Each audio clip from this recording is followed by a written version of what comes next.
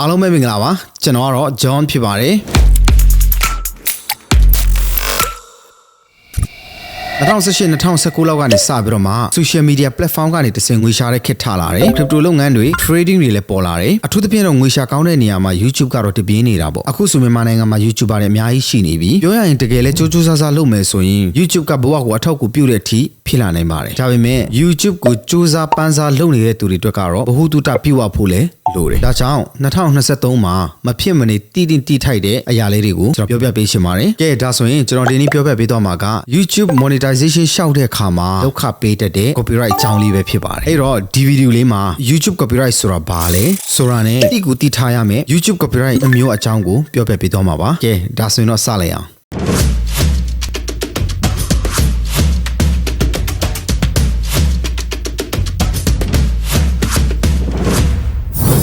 ပထမဆုံးအနေနဲ့ YouTube copyright ဆိုတာဘာလဲ copyright ဆိုတဲ့သုံးနှုန်းကိုမြန်မာမှုပြုရရင်မူပိုင်ခွင့်လို့ခေါ်ပါတယ်မူပိုင်ခွင့်ဆိုတာကျွန်တော်တို့ ਨੇ တိတ်စိမ့်တဲ့ဝါဟာရတစ်ခုတော့မဟုတ်ဘူးမူပိုင်ခွင့်ကဒိတ်ပဲဖွင့်ရရင်ပစ္စည်းတစ်ခုခုဥပမာဇက်ကာရုပ်ရှင်ဖန်တီးပြုလုပ်ထားတဲ့မူလပိုင်ရှင်ကိုဒါကမင်းအပိုင်ပဲလို့ပေးလိုက်တဲ့သဘောပဲကွန်ပစ္စည်းတွေရဲ့အမှတ်တစိမ့်တွေကိုတခြားလူတွေယူမသုံးစီခြင်းရင်မူပိုင်ခွင့်တင်လို့ရတယ်သတင်းစာတွေရှင်းနေတွေပါတယ်နဲ့ပေါ့မူပိုင်ခွင့်ရှိတာကိုယူသုံးရင်အရေးယူလို့ရမယ်ဒါပဲပေါ့အဲ့လိုပဲ YouTube ရဲ့ copyright ထိတဲ့ကိစ္စဆိုတာကကိုတင်တဲ့ဗီဒီယိုတွေအတန်တွေကသူများမူပိုင်ခွင့်တင်ထားတဲ့ဟာဆိုရင်ကျွန်တော်တို့သုံးခွင့်မရှိဘူးယူသုံးလိုက်ရင်လည်း YouTube ကသူ့ရဲ့စီမင်းစည်းကမ်းအရအရေးယူမှာပဲတကယ်လို့ယူသုံးမယ်ဆိုရင်လည်းပိုင်ရှင်ကိုခွင့်တောင်းပြီးခွင့်ပြုချက်ရတာမျိုး credit ပေးတာမျိုးနောက်ဆုံးအဲ့ဒီ video file ရဲ့ policy ဆိုတဲ့ copyright ကနေလွတ်အောင်ဖြန့်ငှက်ကလွတ်တဖို့တော့လိုလိမ့်မယ်အဓိက reaction video တွေ music video တွေအတွက်အရေးကြီးပါတယ်ဒါတော့ copyright ဆိုတာဘာလဲမိတ်ဆက်လေးပေါ့အဲ့တော့ထပ်ပြောပြမှာကတကယ်လို့ YouTube မှာ copyright ရှိတဲ့ video တွေအတန် file တွေကိုမသိလို့ယူသုံးမိတယ်ဆိုရင် channel ကိုထိတက်တဲ့ copyright နှစ်မျိုးရှိတယ် copyright claim နဲ့ copyright strike လို့ခေါ်ပါတယ်အဲ့ဒီနှစ်ခုလေးအကြောင်းကို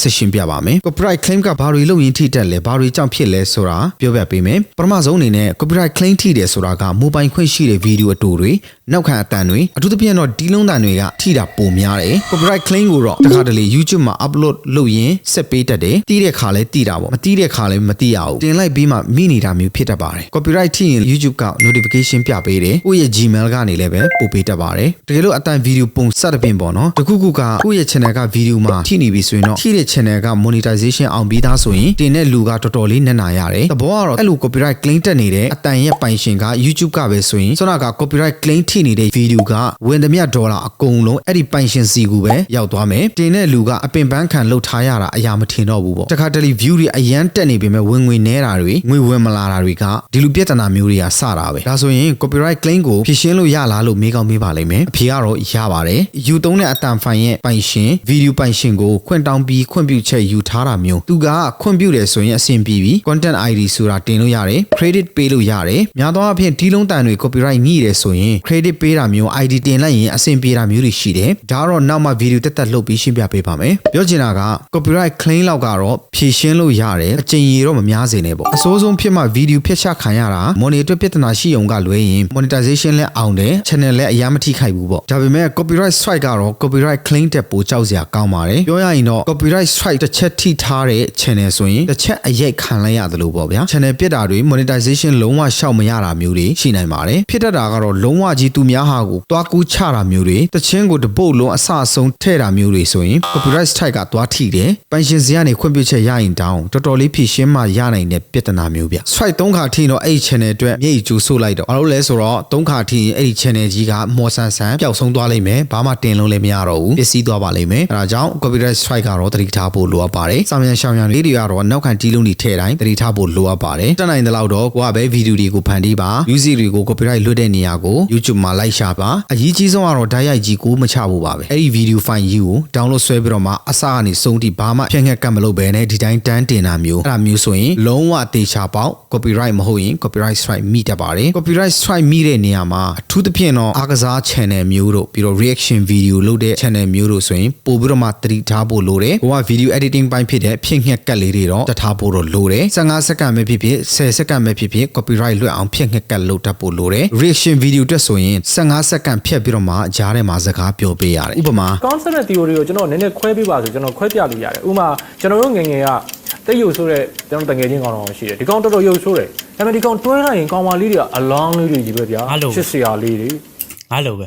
အားလို့ပဲ monetization ရှောက်လို့ရတဲ့ channel မျိုးဆိုရင်အတန် file တွေကို license နဲ့ဝယ်သုံးတာကောင်းပါတယ် Envato တို့ပြီးတော့ Artlist တို့တွေရှိတယ်အများကြီးရှိတယ်ပေါ့နော်ကျွန်တော် recommend ပေးတာတော့ license နဲ့ဝယ်သုံးစီချင်ပါတယ်တပုတ်ချင်းဝယ်ရင်တော့ဈေးကတော့များတယ်ပေါ့နော်ဒါပေမဲ့တစ်နှစ် plan တွေပြီးတော့တစ်လ plan တွေ6လ plan တွေရှိတယ်အဲ့ဒီ plan လေးတွေကိုဝယ်သုံးစီချင်ပါတယ်ဘာလို့လဲဆိုတော့ပတ်စံရတဲ့ channel မျိုးဆိုရင် copyright strike တို့ copyright claim တို့ထိရင်တော်တော်လေးနစ်နာပါတယ်အဲ့ဒါကြောင့်ကိုပင်ပန်းထားသမျှအနဲ့နာချင်မှုဆိုရင်တော့ကျွန်တော်ကတော့ license နဲ့သုံးစီချင်ပါတယ်မဟုတ်ရင်ကိုက music သမားဆိုရင်တော့ကိုကလည်းကို music တီးလိုက်ပေါ့နော်ကျွန်တော်ကတော့ဝယ်သုံးပါတယ်ဖြစ်နိုင်ရင်တော့ copyright claim copyright strike တော့မထိတာပိုကောင်းပါတယ် monetization အောင်ဖို့အတွက်ကဒီအချက်တွေကိုအကုန်ထည့်စဉ်းစားပေးရမယ်လို့ရမယ်ရဆက်ပြီးတော့မှ video မှာထည့်ဖို့ copyright လွတ်တဲ့နေရာလေးကိုကျွန်တော်ညွှန်ပေးချင်ပါတယ်အတန်တွေနဲ့ပတ်သက်ရင်တော့အကောင်းဆုံးနဲ့စိတ်ချရတဲ့ YouTube က audio library ပါတော်တော်များများ YouTuber တွေရဲ့ထောက်ကမှုကိုလည်းပြေဝရထားတယ်တရားရခိုင်နှုန်းကြီးစိတ်မချရပေမဲ့သုံးလို့တော့အဆင်ပြေတယ် video နဲ့ပတ်သက်ရင်တော့ရွေးစရာတော်တော်လေးများတယ်အကောင်းဆုံးရွေးစရာ website တွေအနေနဲ့ Medkit Pixel တို့